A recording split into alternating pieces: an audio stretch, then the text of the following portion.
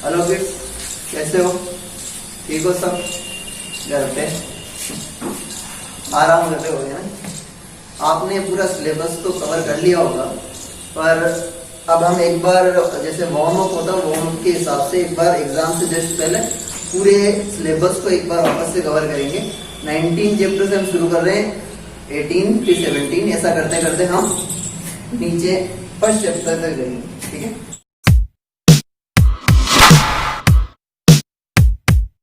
तो अभी पहला चैप्टर देखो, 19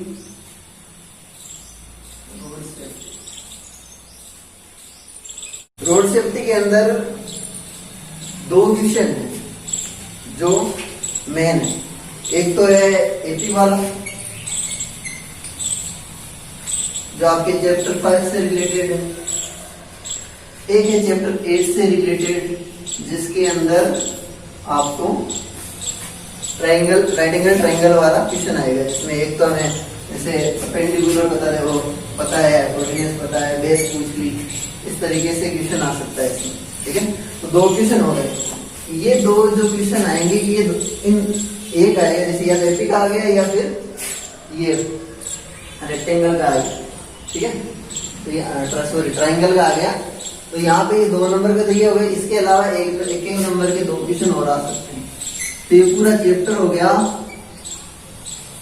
ये पूरा चैप्टर हो गया 4 मार्क्स का, 4 मार्क्स का चैप्टर है ये। ठीक है, तो इसका जैसे पहला क्वेश्चन है,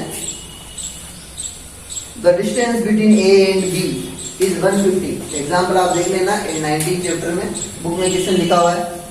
तो इसके अंदर ए और बी के बीच की डिस्टेंस दी हुई है, ए बी के बीच की डिस्टेंस दी हुई है 150 किलोमीटर। और क्या बोल रहा है आगे, इसके बीच के अंदर 10 ट्रैफिक सिग्नल्स है, 10 1 2 3 4 5 6 7 8 9 और ये 10। ठीक है, अब ये बोल रहा है कि अगर कार की स्पीड ऑफ कार इसमें दी हुई है 60 किलोमीटर पर आवर। ठीक है, और दे रहा है कि ये जो डिस्टेंस है ए से लेकर बी तक की डिस्टेंस, उसको कवर करने में नॉर्मल डेज मतलब बाकी दिनों में इसको टाइम लगता है 2 आवर 30 मिनट। पर एग्जाम में ऐसा हो सकता है कि आपको ये टाइम नहीं दिया हुआ है। मैंने ये क्लास में भी बताया था कि एग्जाम में ऐसा हो सकता है कि टाइम नहीं दिया हुआ है। तो आपको क्या करना है, टाइम निकाल लेना है। टाइम का फॉर्मूला आपको पता ही है, distance upon speed, distance upon speed. Distance हमारे पास है 150 किलोमीटर, स्पीड है 60 किलोमीटर पर आवर। तो टाइम कितना आएगा, 0 से 0 कैंसिल कर दो, इसका डिवाइड कर दो इसमें, दिया जाएगा 2 पॉइंट समथिंग हो जाएगा, जैसे 2 हो जाएगा 3.6, यानी कि 2.5 घंटे। यहाँ पे देखो ये 3 से कैंसिल हो जाएगा, दिया गया 2.5 घंटे। ठीक है, तो ये इसमें दिया हुआ अगर नहीं है, अभी तो इस क्वेश्चन में दिया है, अगर एग्जाम में नहीं दिया हो तो हम टाइम डिस्टेंस के फॉर्मूले से हम इसको निकाल लेंगे। इसके बाद क्या करना है, ये बोल रहा है कि इसमें 10 सिग्नल है और हर सिग्नल पर कैसे रुक रही है कार, पर सिग्नल पर 1 मिनट रुक रही है, अगले सिग्नल पर 2 मिनट रुक रही है, उससे अगले सिग्नल पर 3 मिनट रुक रही है, एंड सो ऑन 10 सिग्नल पर 10 मिनट रुक रही है। इसका मतलब ये एपी बन गई 1 2 3 एंड 10। ठीक है, तो इसमें हमें क्या करना है, सम ऑफ एन टर्म निकालना है, सम ऑफ एन टर्म निकालना है, क्योंकि इसमें पूछा टोटल समय कितना लगेगा, कितना टाइम कितना लगेगा। तो पहले तो ये टाइम जो कार इतनी डिस्टेंस कवर करने में लेगी, इसके बाद ये टाइम जो वहां रुकने में लगेगा। तो इसमें जो फॉर्मूला है वो क्या लगेगा, n/2 ए प्लस एल, ये वाला फॉर्मूला हमें लगाना है हमें, क्योंकि एल वाला फॉर्मूला हम इसलिए लगा रहे हैं क्योंकि लास्ट जो टर्म है वो हमें क्या पता है। ठीक है, तो इसमें देखते हैं आगे, एन है 10/2, ए क्या है 1 है, प्लस एल क्या है 10 है, ये यहाँ पे कैंसिल 5 आ गया, ये हो गया 5 मल्टीप्लाई 7 15 मिनट आ गया, 15 मिनट आ गया। अब यहाँ पे ये तो पहले टाइम दिया हुआ था और 15 मिनट और, तो 230, ये मिनट है, ये आवर है, ये मिनट है, मिनट में ऐड करेंगे 55 को, तो ये आ जाएगा यहाँ पे 5 और ये 8 हो रहा है, तो 60 से ऊपर जाते क्या होगा, आवर बन जाएगा, तो 1 आवर यहाँ आ गया, 3 आवर हो जाएगा, और ये कितना रह जाएगा यहाँ पे 2 रह जाएगा, तो ये आएगा 3 आवर 25 मिनट, 3 आवर 25 मिनट, ये इसका आंसर। ठीक है, तो ये क्वेश्चन ऐसे हो जाएगा। अब अगला जो क्वेश्चन है, इससे पहले ये देख लो कि जो ये क्वेश्चन हमने अभी किया है इसमें थोड़ा सा वो चेंज डाल के, थोड़ा सा चेंज डालेगा, जैसे कि कार की स्पीड अलग बता दी या ए से बी की डिस्टेंस थोड़ी अलग बता दी। ठीक है, तो इस तरीके से क्वेश्चन को थोड़ा घुमा के अगर दे दे तो कंफ्यूज नहीं होना। ठीक है, इसके बाद ये अगला पेज पे जो है 1 नंबर का क्वेश्चन आ सकता है कि पोल्यूशन अंडर कंट्रोल सर्टिफिकेट की जो फुल फॉर्म है वो पूछ सकता है, जैसे PUC लिख दिया और उसकी फुल फॉर्म पूछ ली, तो ये 1 नंबर का क्वेश्चन है, PUC की फुल फॉर्म पूछ सकता है, तो ये आपको बुक में मिल जाएगी, मुझे लिखने की यहाँ पे ज़रूरत नहीं है। आगे देखो, अगला जो क्वेश्चन है, a CCTV camera has to be install on that of a straight pole of 12 metre height. तो बुक में देख लेना, ये क्वेश्चन 12 मीटर हाइट है पोल की। ठीक है, और इसकी जो LOS है, लाइन ऑफ साइट है, कि ये कहाँ तक देख सकता है, वो है 13 मीटर। ठीक है,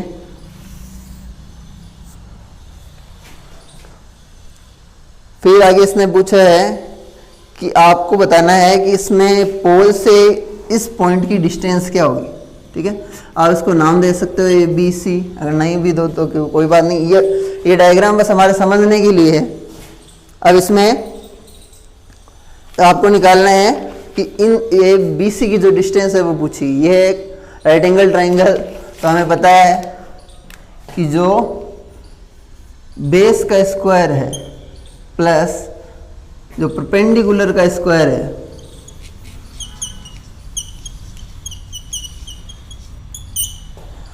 इन दोनों का स्क्वायर है, उसका सम हाइपोटेनियस के स्क्वायर के बराबर होता है।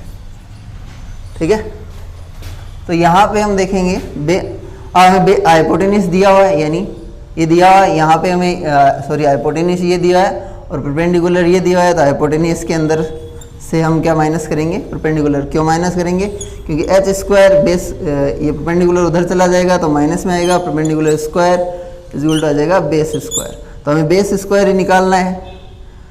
तो इसको देखो, ये हो गया 13 का स्क्वायर माइनस P यानी 12 का स्क्वायर, ये आ जाएगा 169 माइनस 144, ये क्या आ रहा है, B स्क्वायर आ रहा है, ये B स्क्वायर आ रहा है। अब B क्या होगा, अंडर रूट 169 माइनस 144, ये हो जाएगा 25, और 25 किसका, 25 का अंडर रूट होता 5, तो ये होगा मीटर, 5 मीटर इसकी डिस्टेंस आ रही। अब इसमें आगे दूसरा क्वेश्चन पूछा है कि what will be the area of the green page around the hole, around the pole. तो यहाँ पे देखो, ये है ग्रीन पेज, यानी कि ये कैमरा कितनी दूर तक घूम के देख सकता है, ये इसका ग्रीन पेज है। ठीक है, तो ग्रीन पेज का एरिया निकालने के लिए हमें पता है ये सर्किल है, तो पाई आर स्क्वायर वाला फॉर्मूला लगेगा। ठीक है, हम लिखेंगे area of the green page,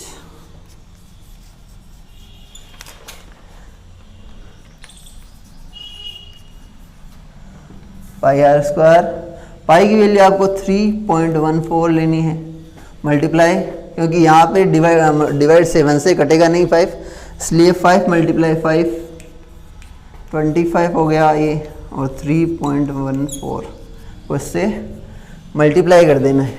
ठीक है। तो मल्टीप्लाई करेंगे इसको 3.14 25, ये हो गया 0, 10 गया ऊपर 35, 3 गया ऊपर और ये हो गया 78.5 जीरो लगा सकते हो मीटर स्क्वायर। अब इसमें सोचने वाली बात ये है कि जब क्वेश्चन ऐसा है तब तो ये मैंने तरीका समझ में आ गया हमारे, ये हमारे बुक में है। पर अगर यहाँ पे ग्रीन पेज का एरिया दे दे, ग्रीन पेज का एरिया दे दे और ये हमसे ये पूछ ले, परपेंडिकुलर पूछ ले या हाइपोटेन्यूज पूछ ले, कुछ भी पूछ ले, तो हमें ये ध्यान रखना है कि ये जो हमने एरिया निकाला है, एरिया से हमें रेडियस निकालनी है, रेडियस से बेस आ जाएगी, ठीक है। बेस से फिर हम या तो परपेंडिकुलर पूछा है तो परपेंडिकुलर निकाल लेंगे, हाइपोटेन्यूज पूछा है तो हाइपोटेन्यूज निकाल लेंगे। इस तरीके से ये दूसरा क्वेश्चन भी ऐसे हो जाएगी। ये 2 नंबर के 2 क्वेश्चन है जो आ सकते हैं, 2 नंबर में ये 2 क्वेश्चन है इस चैप्टर में जो आ सकते हैं। इसके अलावा जो आएंगे वो 1-1 नंबर के होंगे, ठीक है।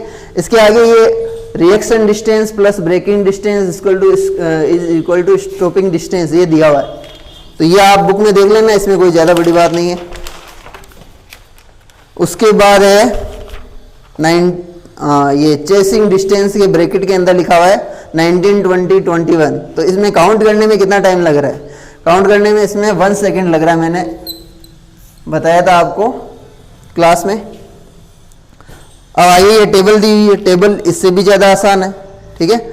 जैसे टेबल के अंदर वैल्यू जैसे दी हुई है, एग्जाम में आपके अगर टेबल आएगी तो ऐसी वैल्यू दी हुई आएगी। यहाँ 9 है, यहाँ 18 है, यहाँ 2 है, यहाँ 54 है, यहाँ 18 है, यहाँ y है, यहाँ 108 है, यहाँ x है, ये 4 है। तो आपको दिख रहा है कि यहाँ पे 18 में 9 का डिवाइड किया तो 2 आया, ठीक है, 2 आया, 2 आएगा। 54 में 18 का डिवाइड किया तो कितना आएगा? 3 आएगा, यानी y 3 आ जाएगा। ये आपको आगे फॉर्मल वे में लिखना है, जैसे सॉल्यूशन लगा के हमें कैसे करते हैं वैसे फॉर्मल तरीके आपके नोटबुक में मैंने कराया हुआ है, वैसे करना है, ठीक है। और यहाँ पे आपको क्या करना है कि किस नंबर का डिवाइड किया इसमें, तो ये है, तो ये मतलब ऐसा है कुछ, divide by x is equal to 4, ठीक है। तो आपको 4 का डिवाइड इसमें कर देना है, यानी अगर इसको और ज़्यादा समझने की कोशिश करें तो ये ऐसा लिखा हुआ है, ठीक है।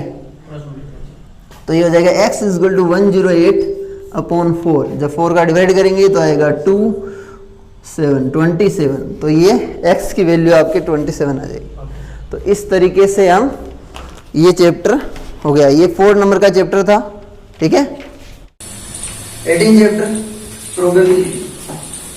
प्रोबेबिलिटी के अंदर भी हमारे पास क्वेश्चन आते हैं, जैसे इसके अंदर है, ये भी मार्क्स 4 मार्क्स का चैप्टर है। तो 19 चैप्टर था वो भी 4 मार्क्स का था। तो मैं बताना भूल गया कि उसका जो क्वेश्चन नंबर 15 आता है 19 में, क्वेश्चन नंबर 2019 और 2018 के अंदर ये क्वेश्चन है, ठीक है।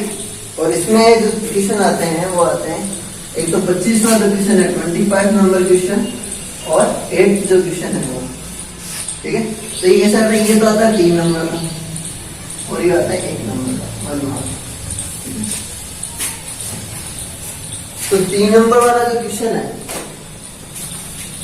3 नंबर वाले क्वेश्चन के अंदर आपकी जो एग्जाम्पल है, यहाँ पे आप देख लेंगे एक्सरसाइज जहां से शुरू हो रही है 18.1, वहां से पहले जो एग्जाम्पल है 11 एग्जाम्पल दिए हैं। ये एग्जाम्पल सारे ही इंपॉर्टेंट है वैसे। तो इसमें जो फॉर्मूला है वो हमें याद रखना है कि अगर ए कोई टर्म है, उसकी ए कोई इवेंट है, उसकी हमें प्रोबेबिलिटी निकालनी है, तो उसका फॉर्मूला है favourable outcomes upon total possible outcome.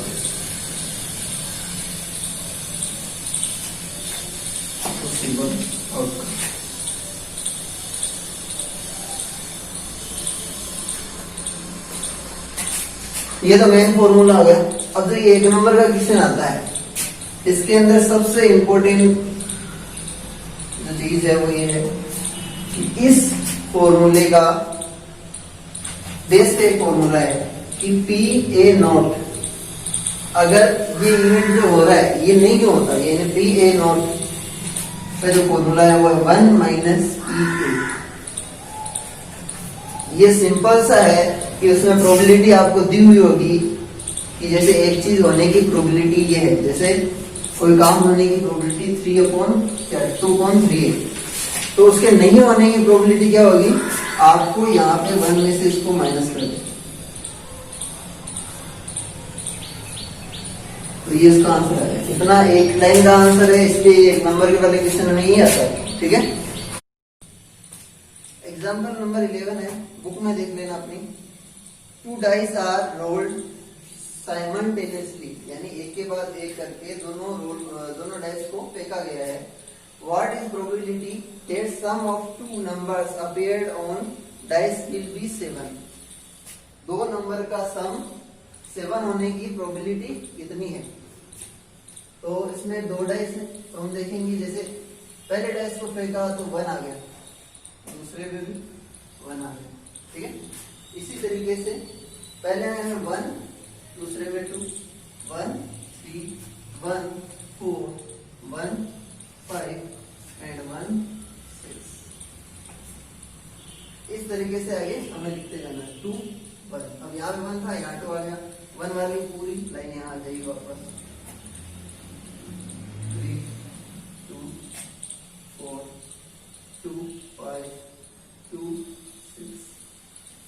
इसने ये बोला है कि सम कितना होना चाहिए, 7 होना चाहिए। हम इसमें देखेंगे कहाँ कहाँ पे सम 7 हो रहा है। देखो ये हो रहा है यहाँ पे सम 7, 1 + 6 कितना हो रहा है। ठीक है, तो पहले तो हमें लिख लेना है टोटल नंबर ऑफ आउटकम कितना है। 6 × 6 कितना हो गया, 36। तो 36 आउटकम है टोटल।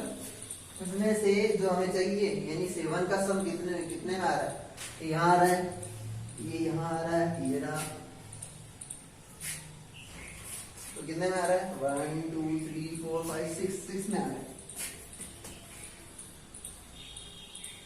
फेवरेबल।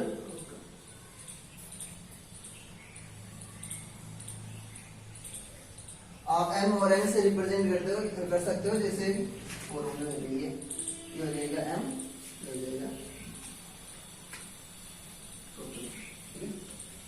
इसमें 6, तो प्रोबेबिलिटी ऑफ ए कितनी हो जाएगी, 6/36। 6 का डिवाइड हो सकता है यहाँ पे 1/6। ठीक है, अभी इसमें क्या है कि ये नहीं होने की प्रोबेबिलिटी भी पूछ सकता है, क्योंकि क्वेश्चन में इतने हैं, हो सकता है एग्जाम में और आगे जोड़ के बता दें। तो इसमें क्या होगा, आपको कुछ नहीं करना है, पी नोट ए निकालना हो अगर तो 1 - 1/6 कर लेना।